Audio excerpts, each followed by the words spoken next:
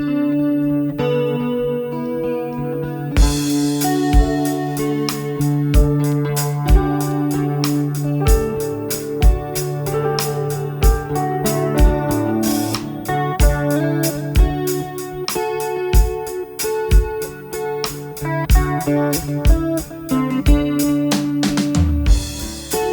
is Tea with Botha.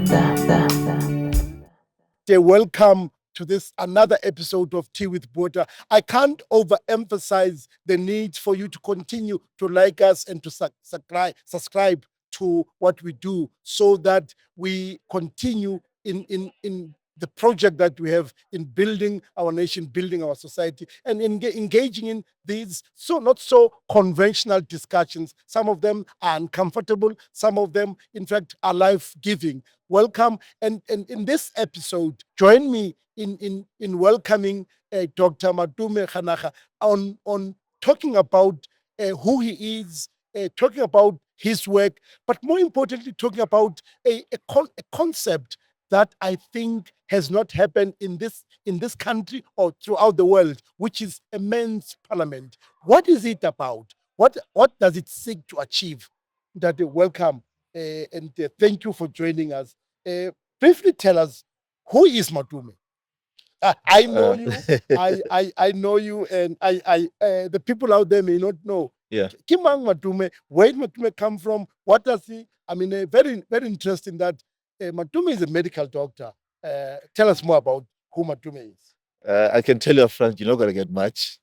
I'll try my best. Yes, but I'm just I'm a person who just enjoys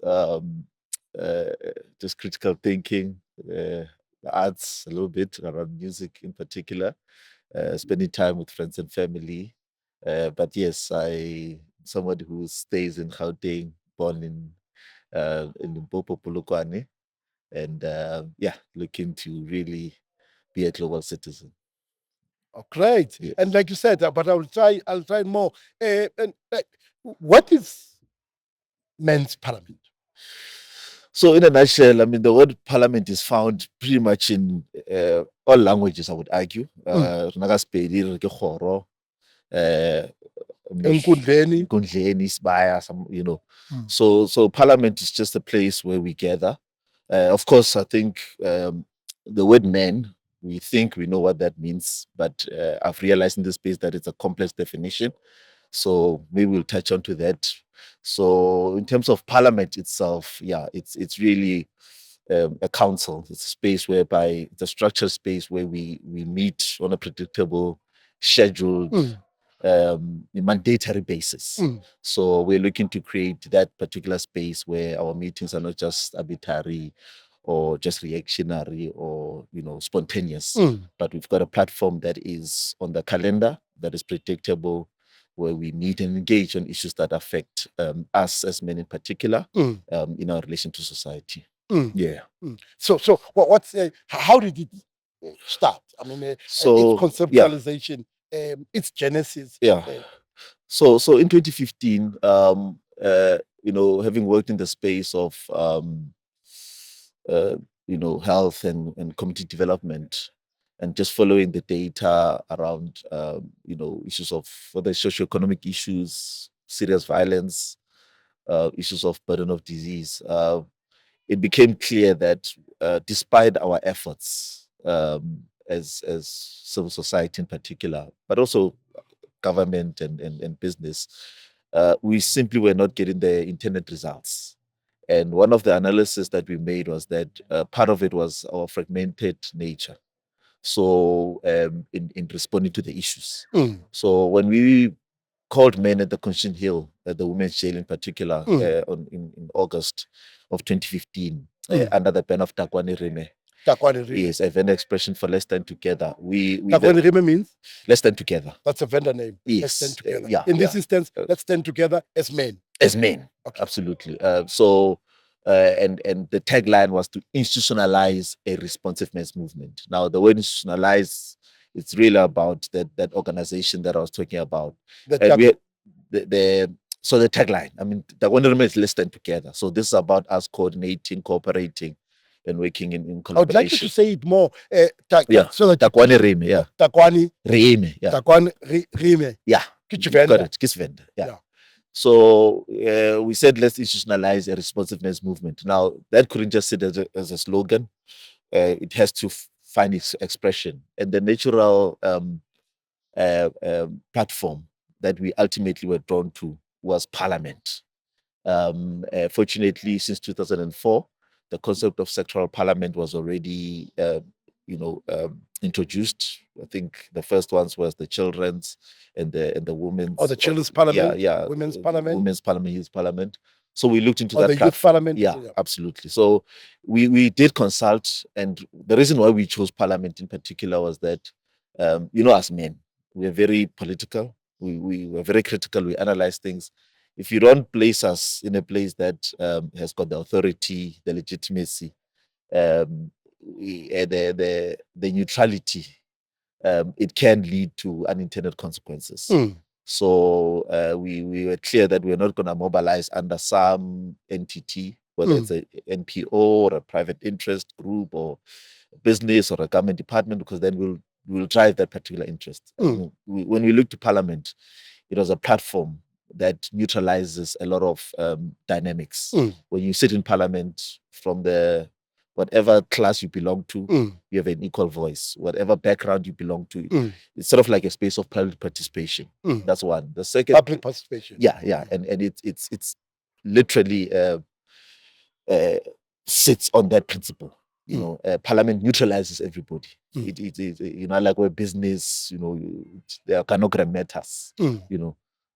So there we ensure that we create a platform that gives everybody an equal voice, despite of their views or their status in society. And so the second part of Parliament was a critical element of accountability. Accountability. Yeah. So Parliament, I mean, that's the home of accountability. It's really accountability in this instance, or in this case, Matome, who to who? So going back to the issue of looking at the data. The data. To say, if you look at our data for argument's sake, if you look at our recently released stats around violence, or serious crime rather, you'd see that, we still have 70 murders a day. Which is huge. It's massive. I mean, these are wars. These are countries at war that are giving those stats. And who's been killed, by the way? Is it who are dying? Is it men who are dying, or is it women who are dying? Are we able to desegregate? Yes. I mean, it's currently 10 women that are being murdered every day, 3 children, and then the difference is men. Which would be? So that's it's what 67 men. I mean, sorry, it's 57 men out of the 70. So men form the bulk of the people that are violently homicide. Yeah, dying from homicide. But we all know that men are committing the crimes in the majority. That's why we sit as 97% in prison. We are the ultimate aggressors in this instance. So with that data, and you can go into other areas. Our data around health, in terms of the burden of disease, our data around inequality, we've not shifted. Unemployment is marginally going up and down. So we needed a platform that accounts, so that the accounting is not just coming from the authority. So with the Men's Parliament, we don't want this data to be reported and be the burden of the Minister of Police, for instance. It must be our data. It's us who are killing. It must be us who are at the forefront of that data and forming targets and our performance against those targets towards some of our national strategic plans of eliminating some of these challenges. So we wanted to bring that data into our face so that the information flow comes to us first and foremost, including health, issues around TB, HIV. They mustn't be reported by the Minister of Health and be the burden of the bureaucrats. It must be our burden as men. We must be knowing where we are in Tshwane, particular in this region of Tshwane, particular in this street. How many people have got this issue. We must be the ones who are dealing with the numbers, including socioeconomically and so forth. So accountability comes from that. So this Men's Parliament are a platform where we sit and account to say what is our status, looking at just hard numbers. What is our performance against our previous goals? What is our next targets? And then we meet again to measure our performance against those targets. And then from there, we then analyze what improved the situation or what made it worse, so that we are an evidence-based movement as well, and not just one that deals on reactionary and is activated by an event, but rather we really get to be in charge of the destiny. And the last pillar of parliament, the rule of law. That's the home of acts, bills. But for us, that's the last layer. When we talk about rule of law, there's layers to it. So for us, it's about the spectrum of social norms.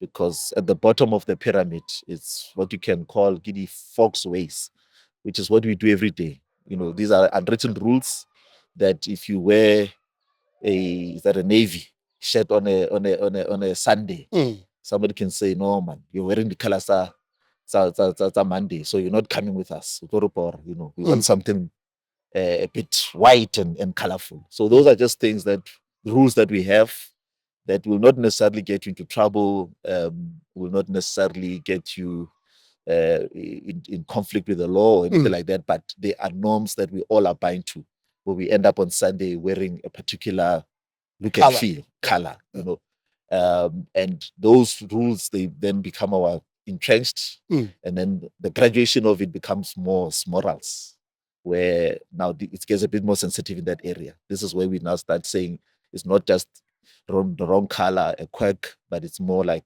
okay, you can't sit with us if you date a young girl. Yes, it's not illegal to be dating a 19-year-old as a man in his 60s, but you can't come with us, because the morals in this society do not accept that kind of a behavior.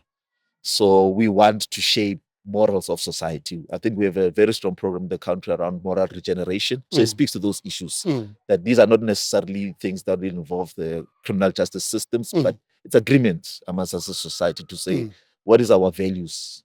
And then the next one before laws is taboos. These are now scary stuff. Things that if you do them, we deny you as a friend or a family. And societies have different levels. For others, a taboo could be a tattoo on your face. For others, a taboo could be what you spoke about earlier, dating a transgenerational, person. So, and then when the society has created those social norms, it then creates laws around it, which is parliament now. That's where it comes in to have an act to say, you can't do this, you can't do that. So who attends this parliament? So you say it's men's parliament. Where do you get them? How do you get them? So with this structure, it's the base of it is self-organization. Self-organization. Yeah, of course, as interveners going back to 2015, we had to sit and discuss. We went to 2017 to Cape Town to knock at the door. The knock was not loud enough. So we sat at the council chamber there to have our first consultative men's parliament meeting. We marched to parliament in 2017 and said, we're coming here. We have to come here because only you can organize us. So in terms of the point that you're raising is that at national, we meet once every 2 years. Once every 2 years? Yeah, once every 2 years. Literally in parliament, chaired by the speaker in the house. And we sort of like develop a 2-year program of action. And from 2018, when we said, we agreed to say problems are not at national, we need to develop this progressively to the lowest level. So the starting point before we went to the national sitting in 2018, all 9 provinces launched. What form of launch the 9 provinces? So it was mixed. Others launched it as we envisioned it, like Limpopo, we went to the council, to the legislature. Mpumalanga, we went to the legislature, introduced ourselves to that platform. Others, the legislature was struggling with understanding to say, why must men organize and want a parliament? So what was the struggle about? Were they questioning? We'll go to that. We'll go deeper into that. Okay. And then when we then went back in 2020, Mm. after the provincial launches and the national, we then said, let's do districts. So currently about 70% of districts we managed to launch. Many of them are not sustaining after the launch, but all the 52 districts must operate. And we are very particular about it in that twice a year we must meet in districts, specifically in the month of April and October. Mm. And then after the October sitting, we then go to the provincial sitting in November, so that we then take the 2 reports of the 6 months from districts. And then we repeat that cycle. And then in the second year, in November, we go to the national. So when we went back in 2022, after launching the districts, we agreed, let's launch the locals at national. So that was our resolution.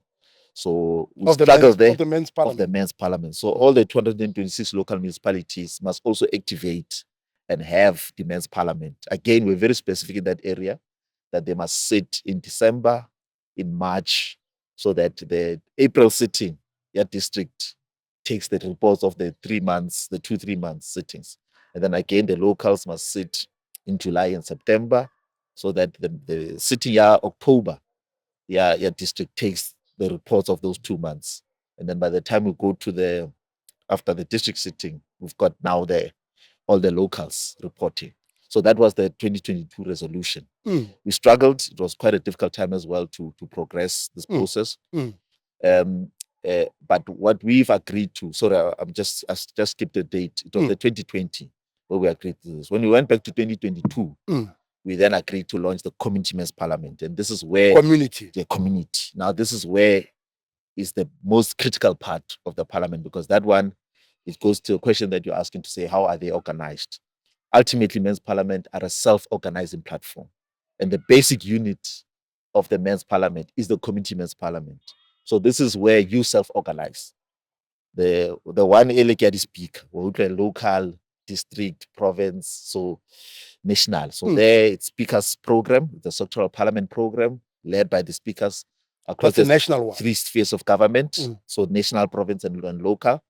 On the ground, it's us now. It's us organizing each other. There we don't over-govern it. It's about you deciding whether you're a social club, ESMA OT, or you're a cultural club or a sports club, or you are a church institution, to say, let's meet as guys, the men's ministries. So it's already happening. So it's not a new thing. It's already happening.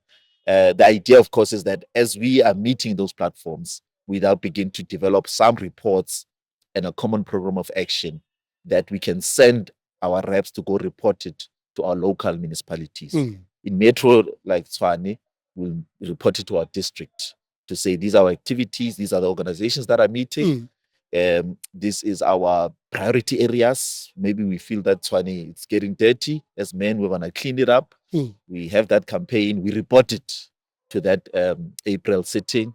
We measure our performance when we meet again in October. So on the ground, in terms of how we meet, it's really about us as men self-organizing.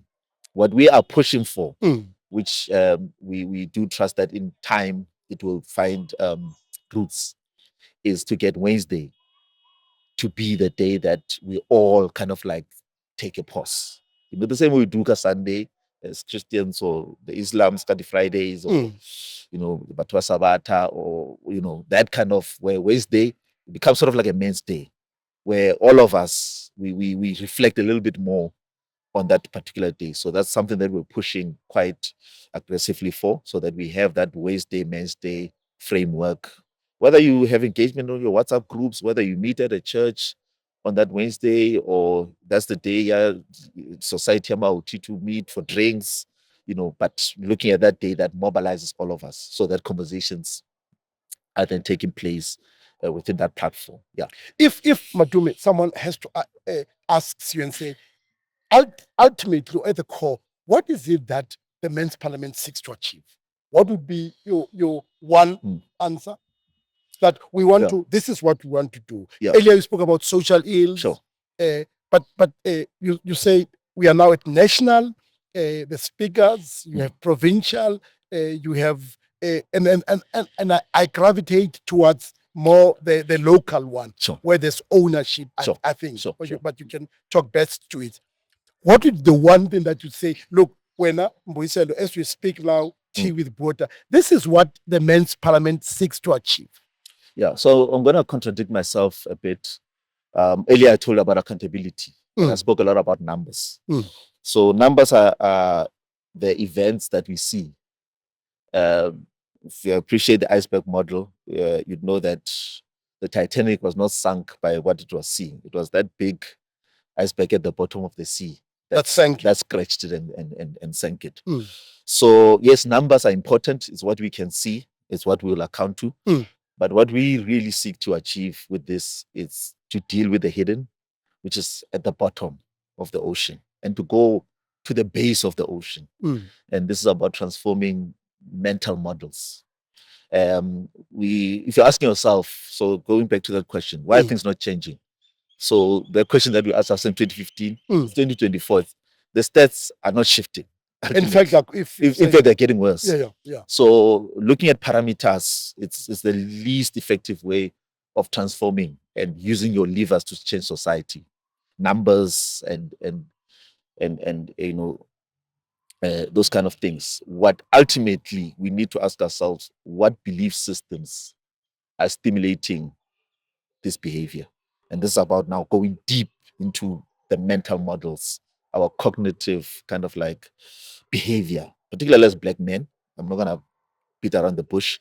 A lot of these issues point directly to us as Black men. Yeah. There's no doubt. I mean, you look at the numbers: who is dying, who is poor, who's sick, who's violent. So we really have got an incomparable Who burden. has this risk lifestyle behavior? Absolutely, it's incomparable. So we need to really look at these kind of like our belief systems, our value systems, and have serious conversations and considerations around that. Now, as choice architects, by that I mean people who are interveners, people who are now part of the men's parliament, operating at that level, we have an opportunity to even, I'll use the word manipulate. If you think of business, how marketing departments, if they want you to buy Jogo instead of another brand, there's a way they'll place that particular brand. They'll place it at an eye level. They might place it on your way in or your way out.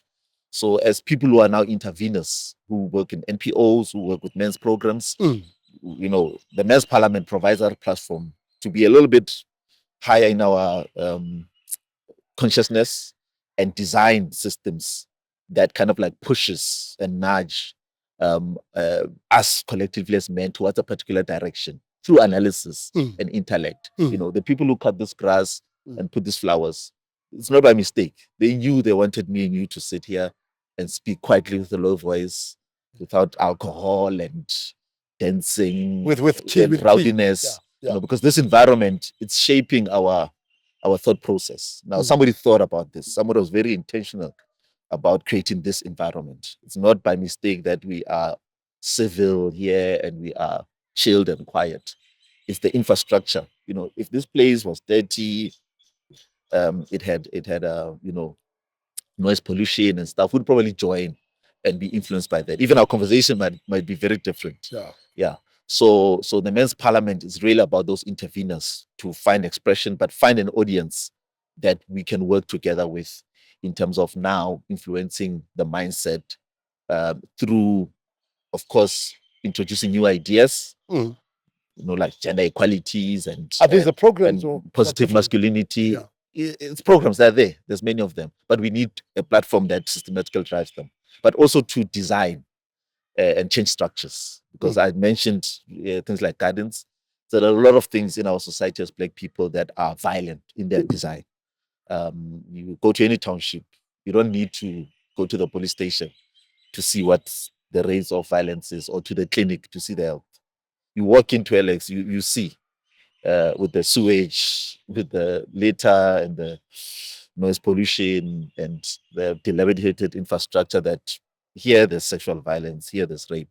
So we need to do those basics in men's parliaments, those especially the community ones, in not dealing with the event deep down, going deep and redesigning the structures So that we're doing the basics. We are fixing And how the do street you do lights. that? It's easy. It's really easy because the good thing about operating at that level is that the one area we've got full unchallengeable control, it's at the center where you are operating with the sphere of self, not concern. It's one thing to be concerned about high rates of this or that, which was what we talked about a lot. But it's another thing to stand up and pick up a paper on the floor. You have full control of that. I have a decision to look around, say, no, man, this grass is not cut. I'm gonna get a lawnmower and cut it. We control that. Yeah, with violence, how do that's responding to violence. Violence is, as I said, you can walk into Alex, you see violence. I can tell you there's not going to be violence here. I can tell you in advance because of the build design, the structure. These trees are not manicured. It's a lot of energy to cut this grass and manicure these trees. But the people who are doing this, they have an understanding that by creating this environment, they're responding to a mental choice, like I made about that marketing department, about which tea to buy, how to place it and where. Yeah. So by placing the environment in a particular way, you are able to mitigate some of the issues of violence. And it's basic things. As I said, I've mentioned issues of cleaning, just basic, issues of tended gardens, issues of having a park, have a park, yes, even within your own control, just your street, your house, painting the house, dilapidated infrastructure, fixing a broken window, making sure that your numbers are visible in terms of where you stay, so those things, street lights, potholes, sewage reporting.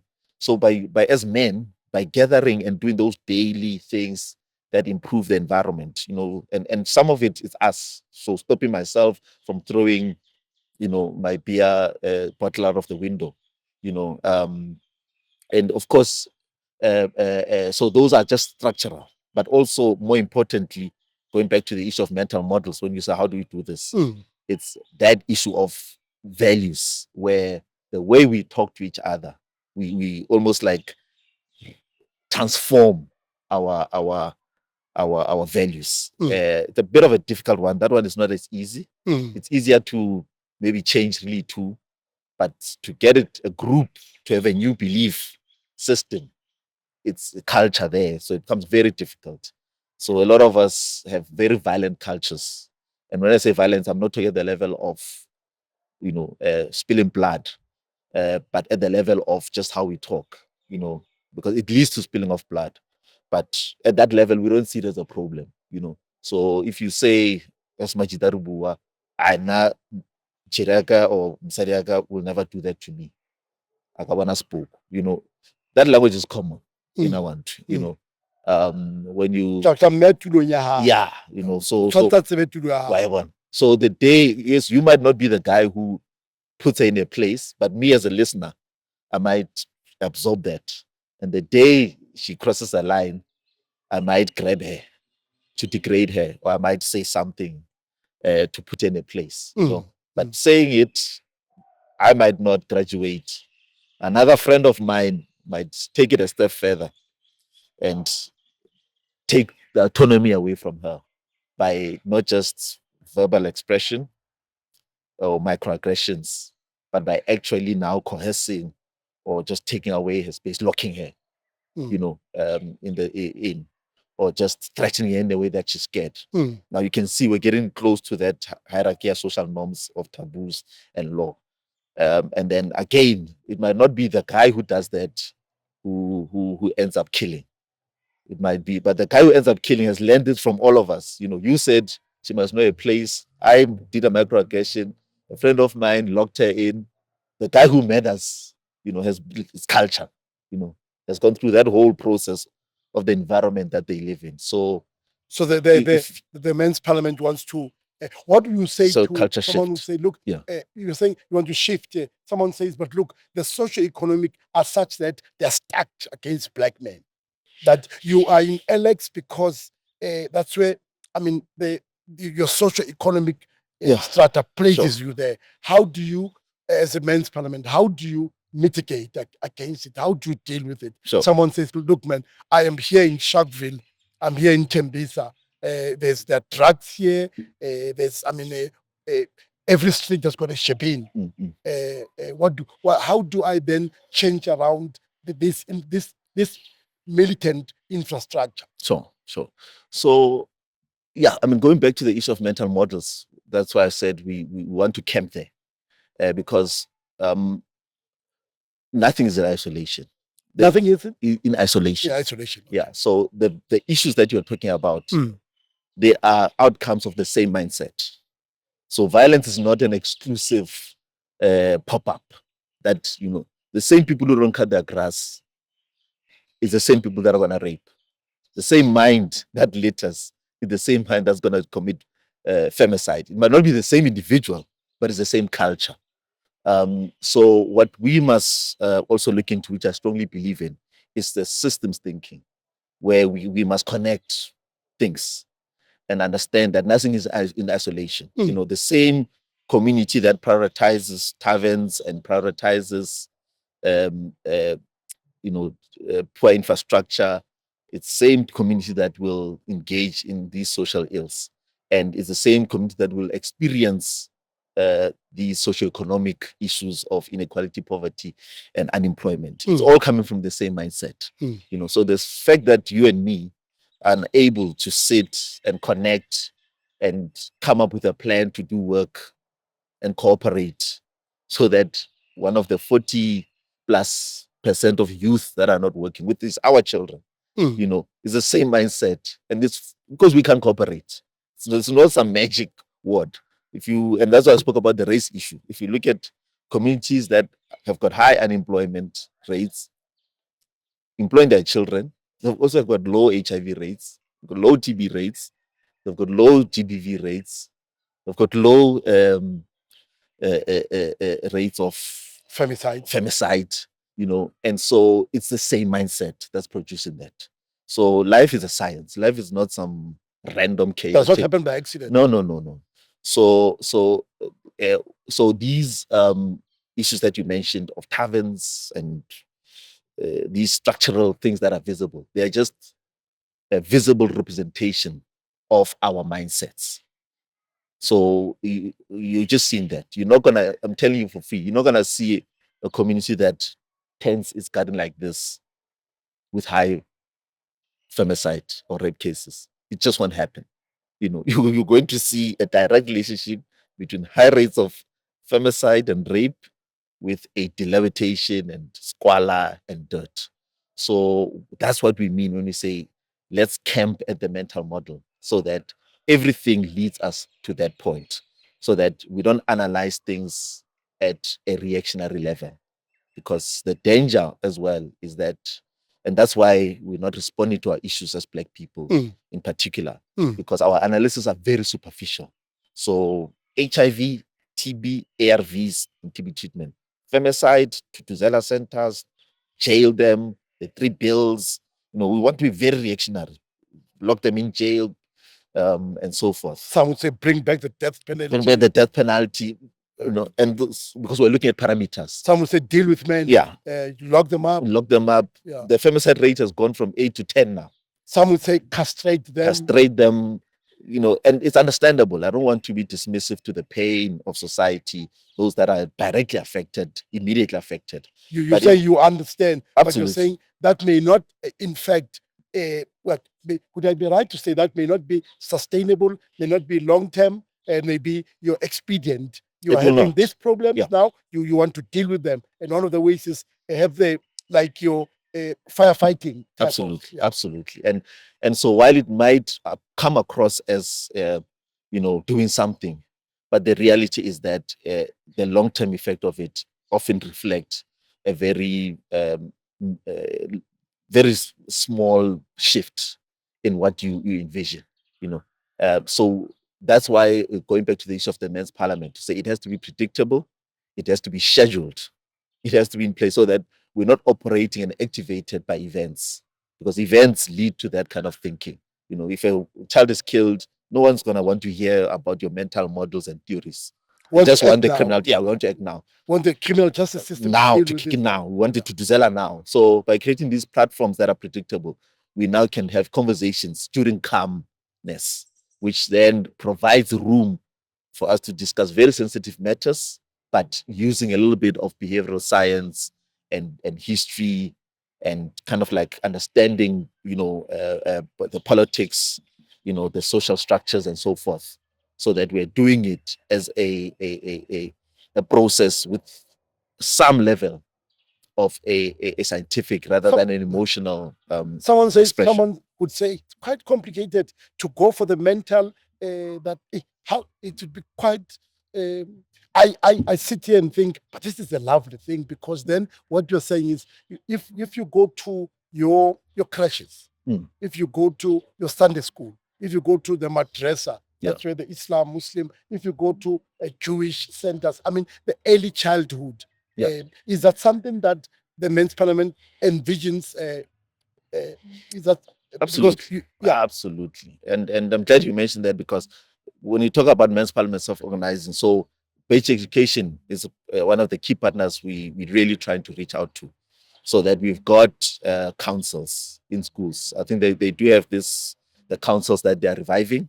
Or you mean the girls or the boys? Is that so have a boys council basically, and take it to the lowest level. So there must be a ECD boys council, and this must be deliberate, and we mustn't shy away from this. Yes, we must raise each other as equals, but there is a peculiar, interesting difference between men and boys, and men are violent precisely because they are male. So we can't shy away from that reality. Because they're born violent, or is violence something they learn that they from their communities, or what's the men's parliament's view on that? We are not. Are we essentially born violent, or there's this argument that we're born as hunters? It's a point of debate. I mean, it's a long-standing engagement, and I think it should be allowed to find expression around different platforms. There's just hard facts that we have to look at, that we can't shy away from. You look at all the wars, they are started by men, they are fought by men. So you can't just then say that's nothing. There is a particular, and there's the hormone testosterone that we know drives a bit more aggression, a bit more stoicism, like being brave in the face of danger, like Vala and Ndoda Ikali. So those things, they do breed a potential for violence.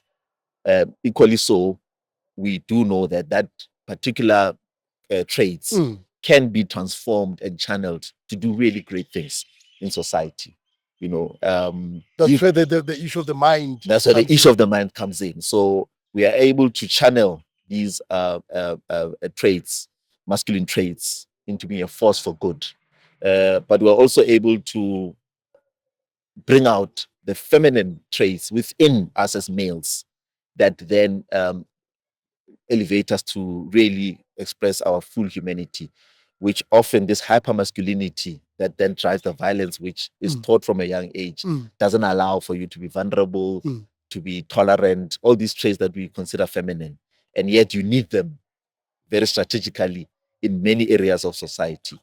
So coming to terms with your emotions. Absolutely. Caring, being compassionate. Yeah. You're saying that part of what you're doing is to improve on them. Yes, and that's why we need to go to the lowest level, which also speaks to the point that you mentioned earlier, which we passed by, so it'll come back on why men is it difficult for men to meet, and this men's parliament, they're going to struggle, that we are fully and consciously aware of, is that if you look at history, we could be here the whole night if I had to just unpack it. But we, from anthropology point of view, we're not to Genesis, so we might clash on this one. We have a 200,000 year. What did you say? Genesis. Genesis, meaning, what does it mean? Let there be light. Oh, okay. Yeah. But anthropology, our evolution history is quite long. Yeah.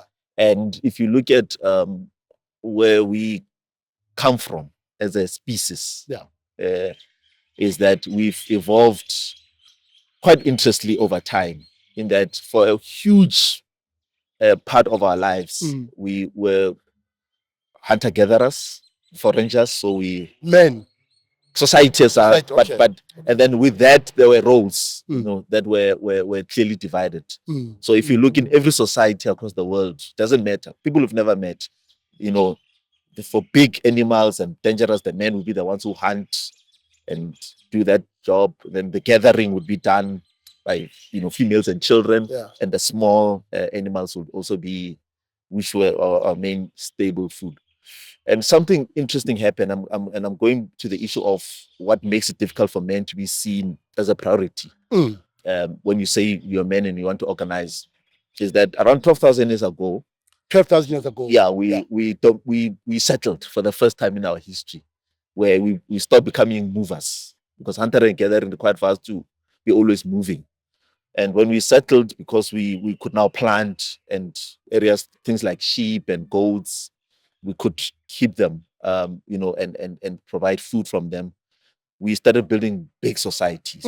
Now, with those societies, universally, whether it was in that area, Yabo, Iran, Mesopotamia area, Afghanistan, Afghanistan area. That's where this thing started. It seems like, but it also started in other areas like mid Americas, parts of Asia, sides of China, where this domestication and permanent settlements started happening of plants and animals, and us living in one area. Now, with that, you needed to govern society. And like before, when we were egalitarian, probably needed to govern Akwena as the wisest and the oldest, would just follow you and so forth. But then when societies met, equality now, there was now need for chiefs. And when it became more complex, there were kings, and then there were pharaohs, and there were dynasties and emperors. And with all of that, it was always men. It doesn't matter where you go, whether it's the Incas or the Mayans, Aztecs, Americas, whether it was Mesopotamia, Simuri, those early cities, Egypt, China, the emperors, it was always men. So as men, we've always had this social, political, and economic privilege. And so we must question that. And when we now say we're meeting again, society struggles to say, but you've always occupied power. Men have always been. You've always, So why everything has always been about men? So why are you talking about this men's parliament, ECD parliament, this language? You know, even this.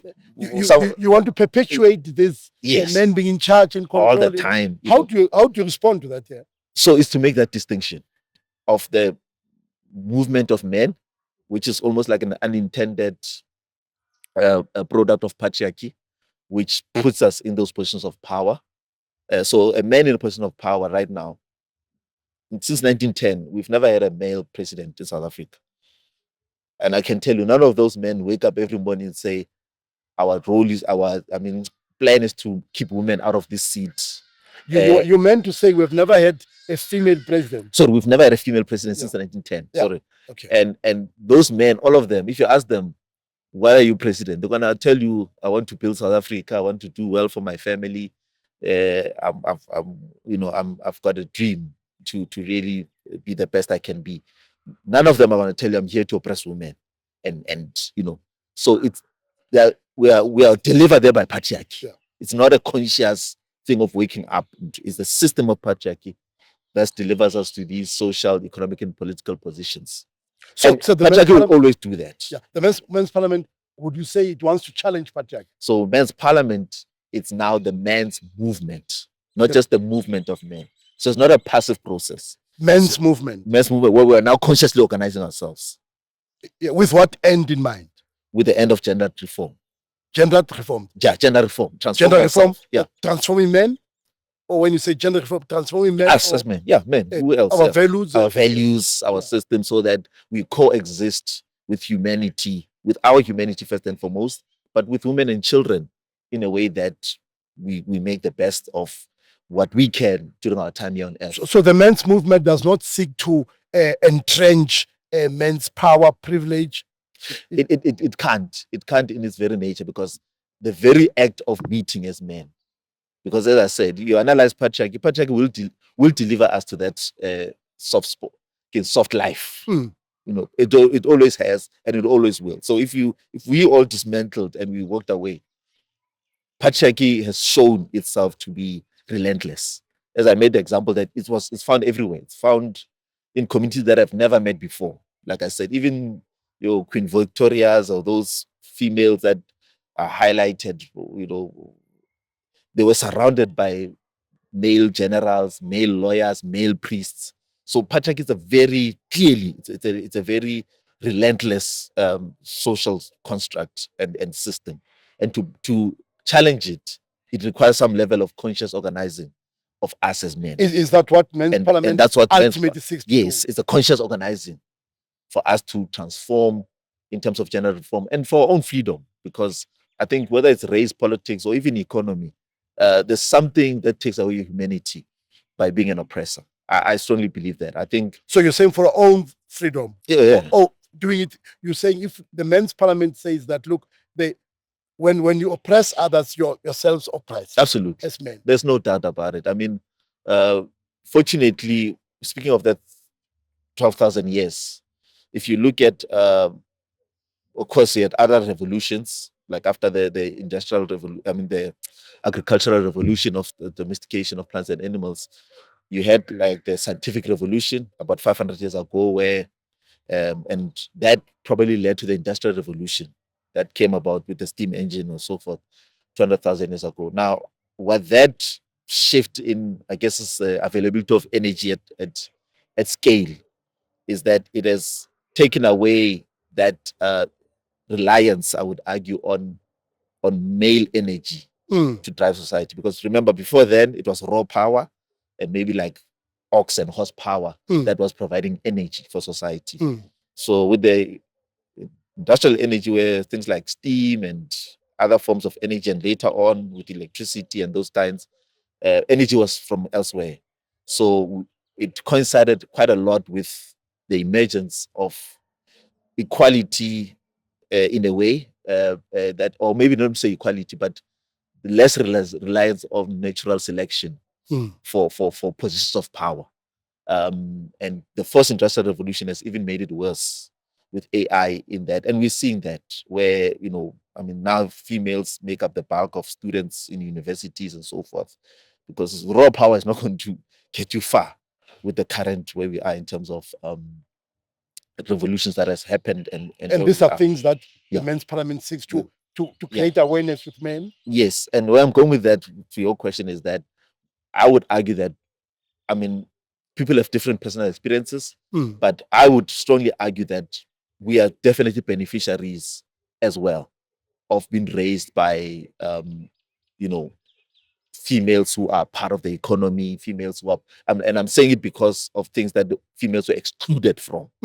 Females who are part of the political leadership, females who are part of the social leadership, whether it's church, leaders and so forth. I think we're really benefiting from that. Many of us would not have been educated if our mothers were not paying school fees, if we were single income households.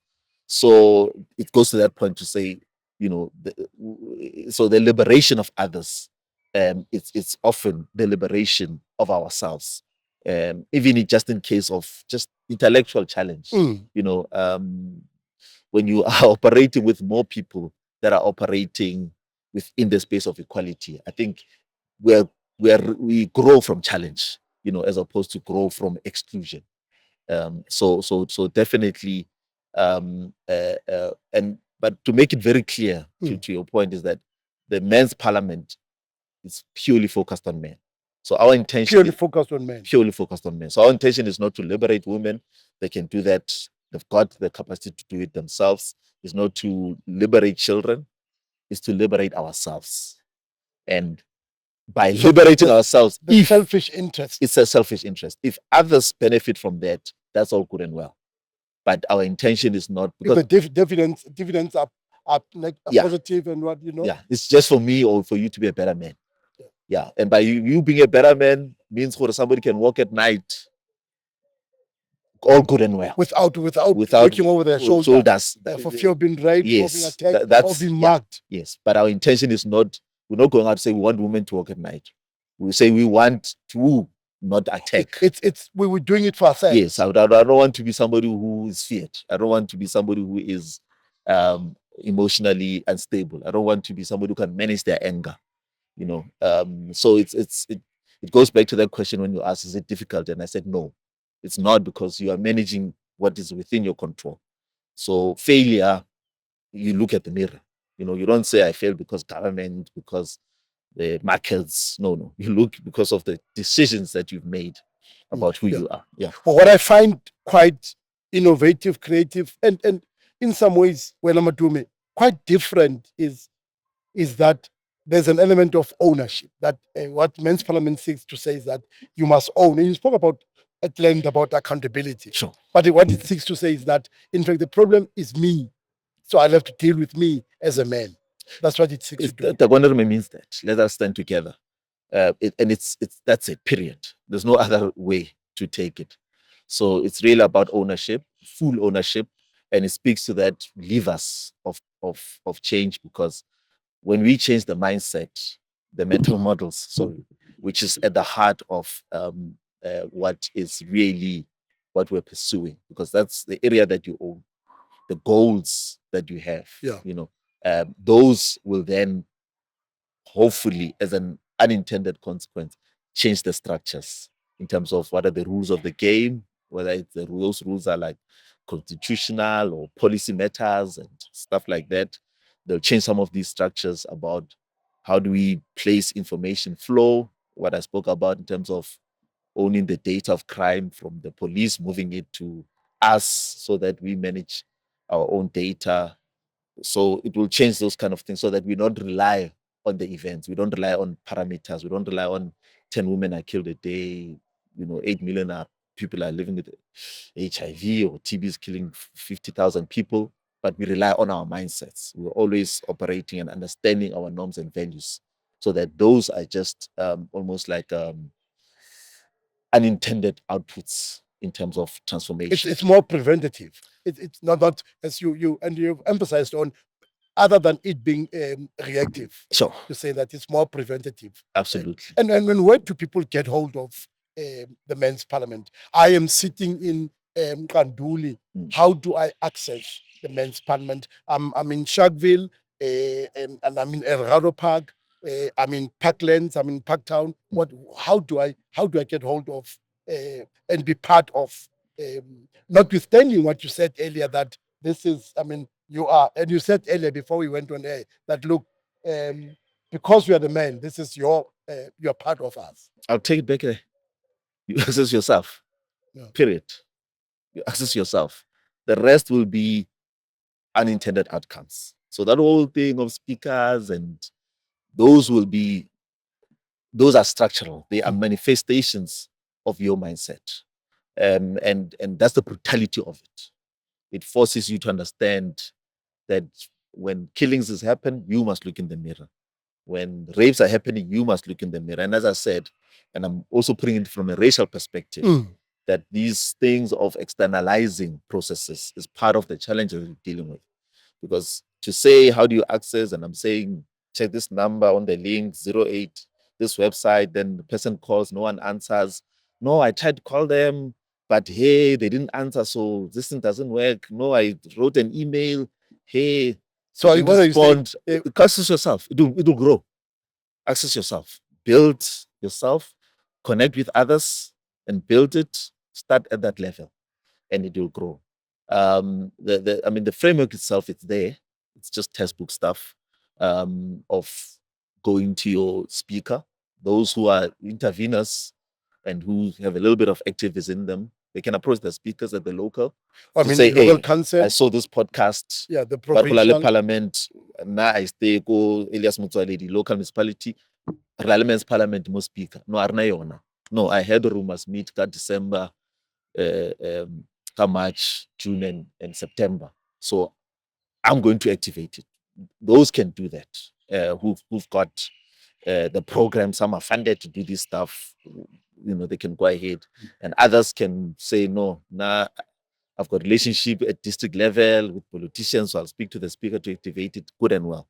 But the real Men's Parliament is going to be activated by an individual who makes a choice to self-organize, as I said, not to be organized by patriarchy, to self-organize themselves as a man and find another man who is self-organizing, so that the two of them are self-organized, and they must be in the same street, or at least in the same WhatsApp group, and they must make a call to say, our street, ilale weeds that are growing on the pavements, our grass is overgrown.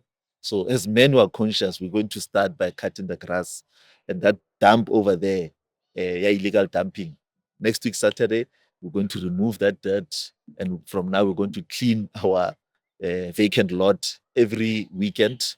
That's a men's parliament, and others are going to be sitting in a bar drinking, and somebody's going to say, hey, grand stock, and somebody's going to say, no, man. By the way, stock, they mean what? Cherry.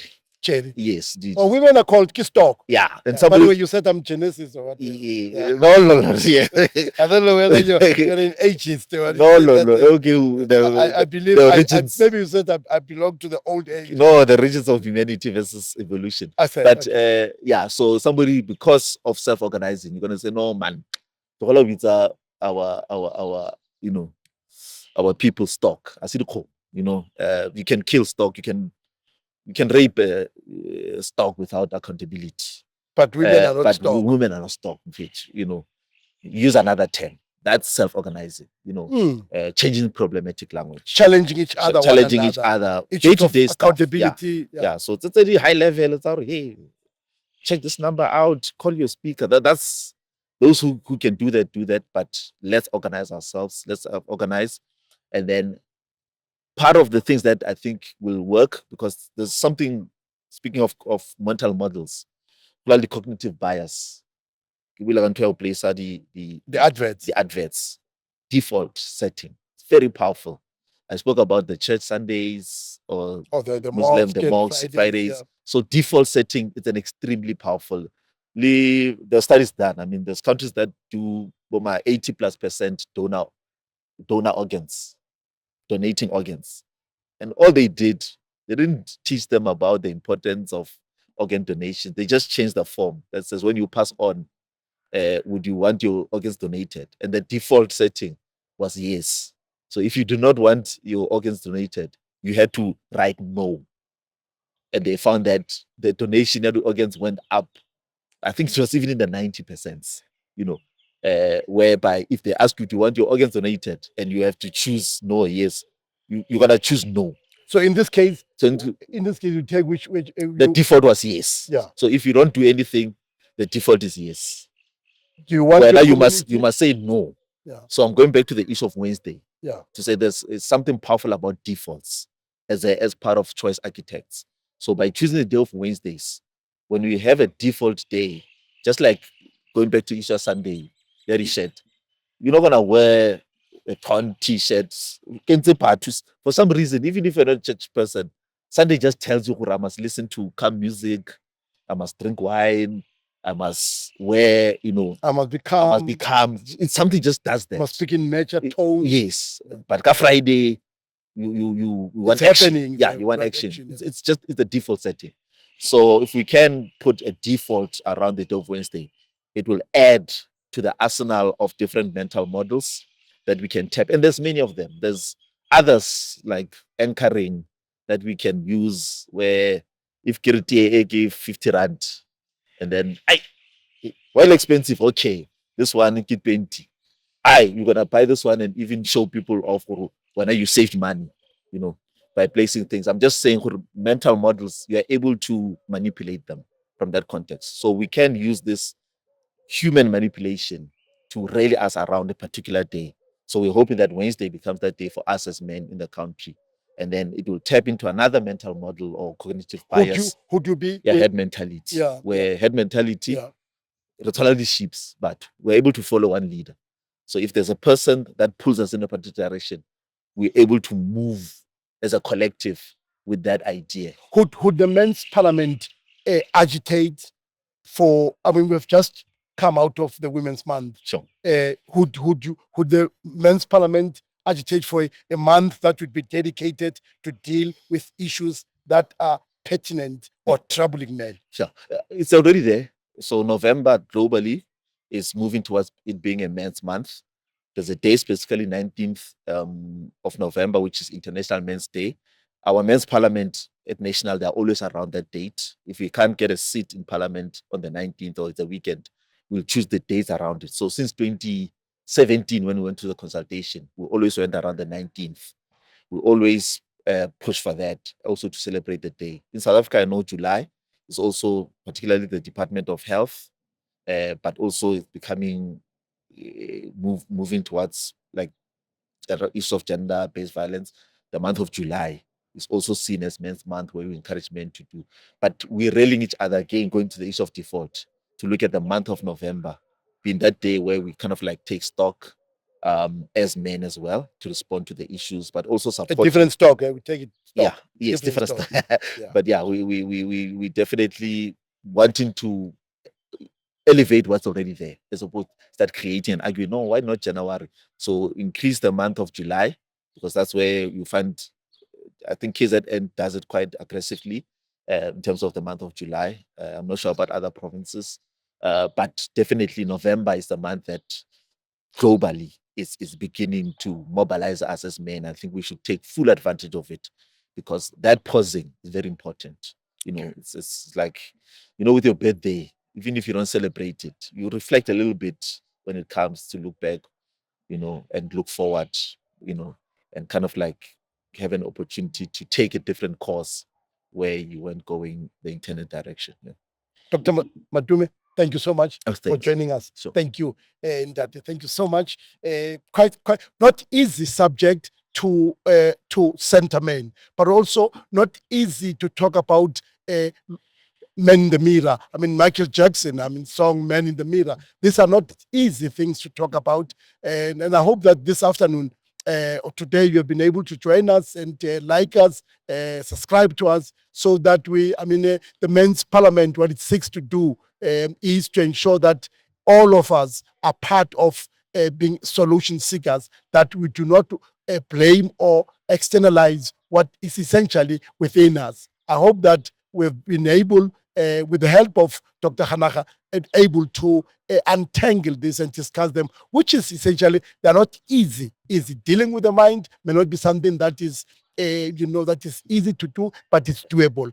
And once again, thank you for being with us. Continue to like us and subscribe. Thank you.